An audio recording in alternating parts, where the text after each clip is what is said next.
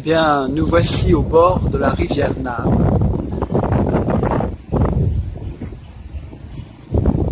dans la province de Phitsanulok, dans le district de la ville de Phitsanulok.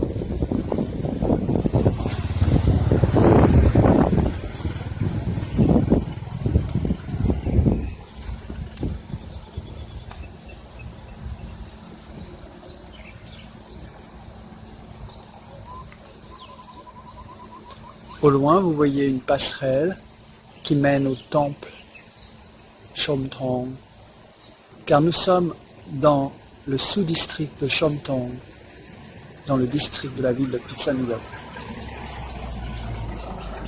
Je vais faire une petite visite panoramique.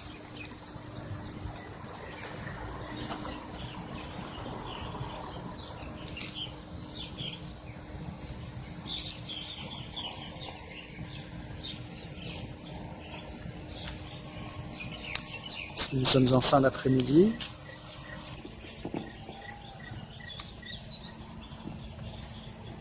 Vous voyez comme c'est paisible.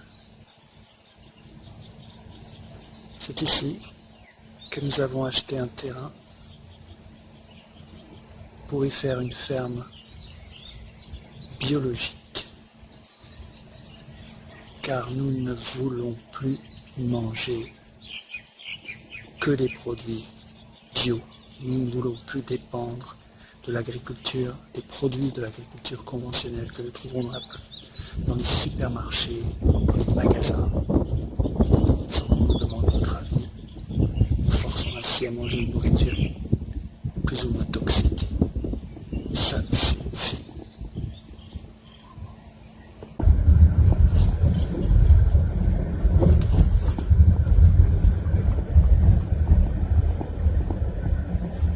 Et nous voici arrivés. Voilà, c'est ici que nous avons acheté notre terrain. Nous avons dû surélever 2 rails de terre en prévision des inondations. Tout cet espace a été déboisé. Derrière, il y a encore 9 rails. Nous avons réussi à préserver quelques arbres, les plus hauts, les plus beaux, les plus utiles. Nous devons attendre que le terrain se tasse, se stabilise avant de pouvoir construire. Il a plu hier, le sol est meuble, je le sens s'enfoncer un peu sous mes pas. Il doit être bientôt 5 heures. Il fait chaud. Il fait très chaud cette année à Phitsanulok. Nous avons choisi un terrain au bord de la rivière et on pourrait se dire, vous n'avez pas peur des inondations? Nous avons fait une petite enquête. Les risques d'inondation ne sont jamais à écarter. La plus grosse inondation a eu lieu il y a 25 ans. Il semble qu'il n'y ait pas trop de soucis. Ici, le terrain que vous voyez se découvrir maintenant peut être inondé certaines années, surtout dans le fond qui est un peu plus bas. Il faut s'y préparer. Sans doute cultiverons-nous au fond du riz. Voilà. Le terrain a été déboisé il y a maintenant 4 ou 5 mois. Il est à nouveau très vert. Et vous voyez, nous avons conservé quelques arbres. Je ne voulais pas couper les arbres, mais c'était une vraie jungle, il fallait déboiser. Et le père de Pacharin nous a aidé à identifier les arbres les plus beaux, les plus utiles, les plus hauts, afin de conserver à cette terre le charme qu'elle avait. De toute façon, nous reboiserons et cet espace, nous l'utiliserons pour notre ferme, pour les vergers, le potager, l'élevage des poissons, des canards, des poules, la rizière au fond, comme je vous disais. Alors nous voici sur la berge de la rivière Nan. Cette partie appartient, je crois, à la marine. Mais les habitants sont autorisés à l'utiliser pour y aménager des petits potagers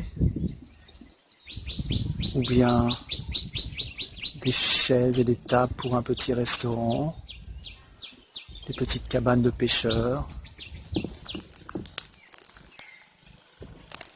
Il y en a qui construisent, mais je pense que c'est plus risqué. On peut à tout moment leur demander de débarrasser le terrain. C'est ici, à cet endroit, d'après un habitant de Mchomtong, que les habitants autrefois, avant que le pont ne soit construit, traversaient la rivière. Il y avait un bac, une sorte de plateforme flottante qui aidait les motos et les véhicules de l'époque, il y a de ça 30 ou 40 ans, à traverser la rivière. Les enfants venaient ici,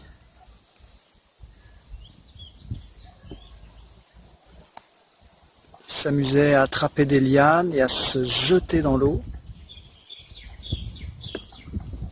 Que de souvenirs, j'imagine. C'est pas sympathique. Voilà, comme je vous disais, les habitants ici utilisent la berge qui appartient à la marine pour y construire des petites salades, des petits abris, tranquilles, au bord de l'eau. Il fait chaud, mais avec un petit vent frais et à l'abri du soleil, on est très bien. Aujourd'hui, justement, le vent souffle légèrement, une petite brise très fine, très fraîche, et ça fait du bien. Ici, on oublie la politique. Enfin, je ne veux pas en parler. Je ne peux même pas en parler.